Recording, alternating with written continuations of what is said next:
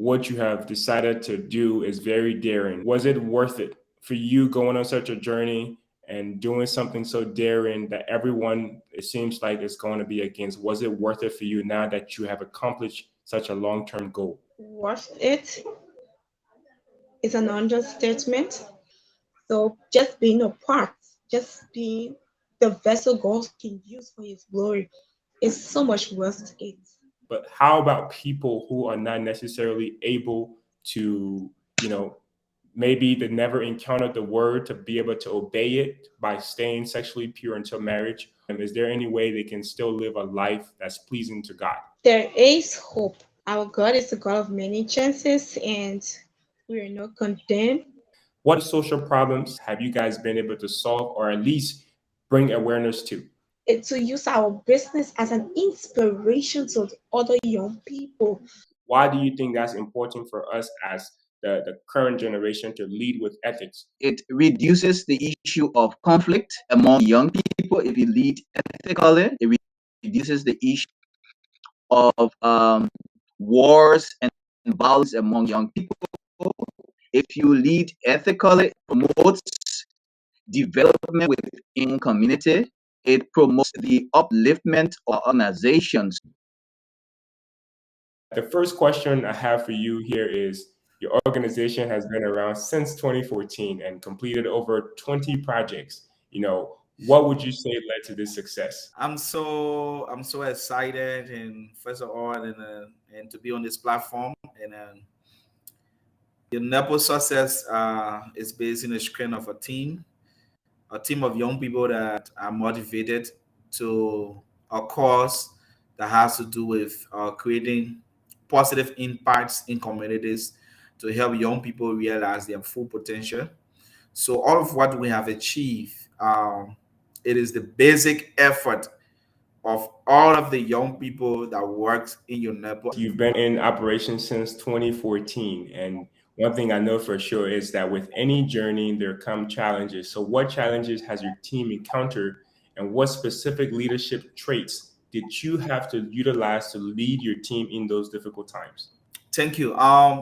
Challenges are so many, and they will always exist. Some of the challenges that we have had over the past time is that from the inception stages, we had a challenge of securing an office space. The next thing that was a major challenge is the issue of resource mobilization. How was your organization able to accomplish such a milestone to have people being paid as a nonprofit where you're not expecting any income on a regular basis? Well, like I always say, I think as take me for this on this platform. I think I have the best staff in the world. I would say the best staff in the world because all of those that today call staff, they were volunteers.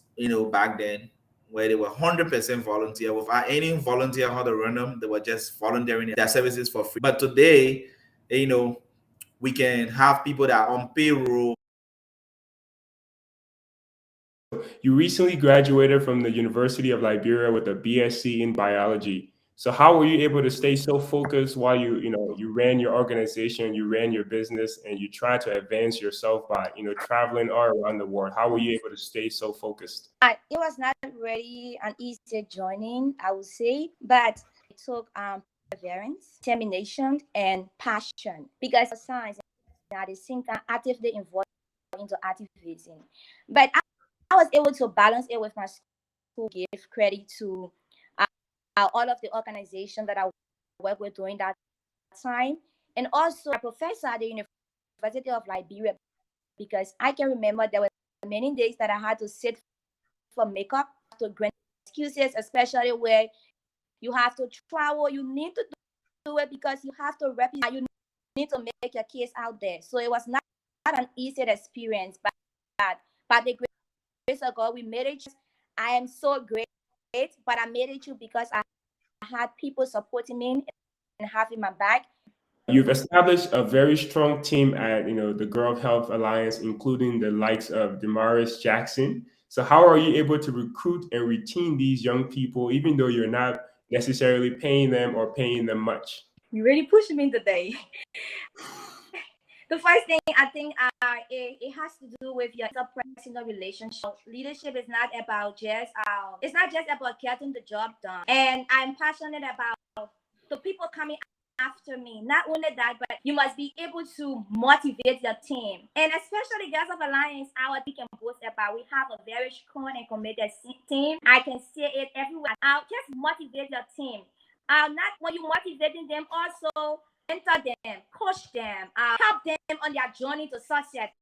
When we talk about career options in Liberia, the first few that comes to mind are doctor, lawyer, nurse, and maybe a Yeah. teacher. How has your organization been able to help the young people think further than those fields, but think for themselves and don't think about doing jobs that the society has told them is the best for them, but thinking beyond that and trying to be more than those four categories of jobs in the society that are the most common? How has your organization expanded and opened the minds of these young people in that regard? Thank you. So, in terms of opening the minds of young people, we have a guidelines of over 500 careers that we make mention of during our events, and that is going to enable students to think out of the box. That I'm not limited to a career based on my family line. I'm not limited to a career based on peer pressure.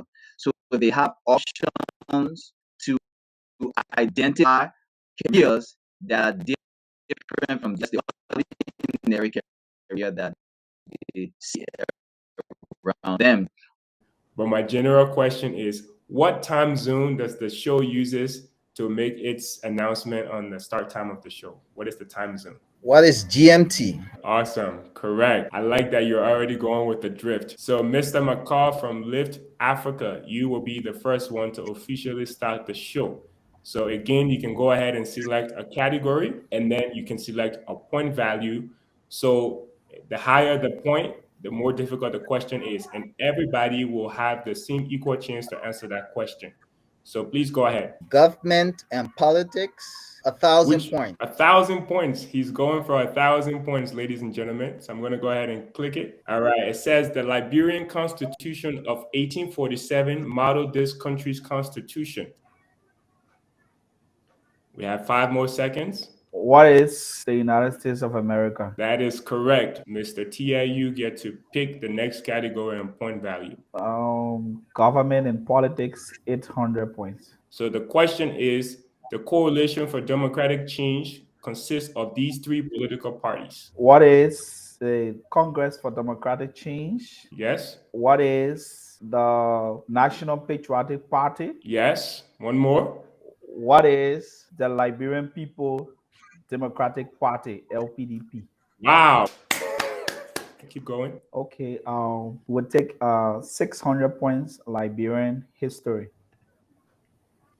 Liberian history 600. These 2 Liberian individuals jointly won the Nobel Peace Prize in 2011. Who is Ellen Johnson Sirleaf and Emma Bowie? That is correct. Same category, 1,000. So Liberian history for 1,000. Yes, sir. And due to the territorial incursions by the British and French, this organization encouraged Liberia to declare independence. What is the American Colonization Society?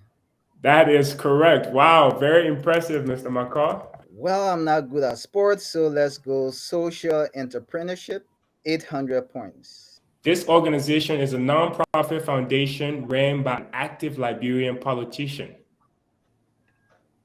All right, 5 more seconds. Who is Ellen Johnson Sirleaf? Nope, that is not correct. So we will subtract 800 points from you, unfortunately. Okay, the answer is, what is the Cummins Africa Foundation? It says active Liberian politician. Now, Mr. McCall, you get to pick a category again since he got that wrong.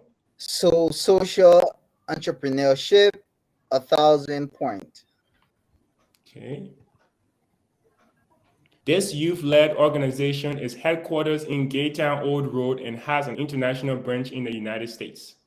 What Who is is Project Project Change International? Okay, Mr. Tia, you said who is, and then Mr. McCall said what is. So the correct answer goes to Mr. McCall. I like that. So we're not going to subtract any points from you, Mr. Tia, just because you got the question wrong because of how you answer it, not because it's the wrong answer, if that makes sense.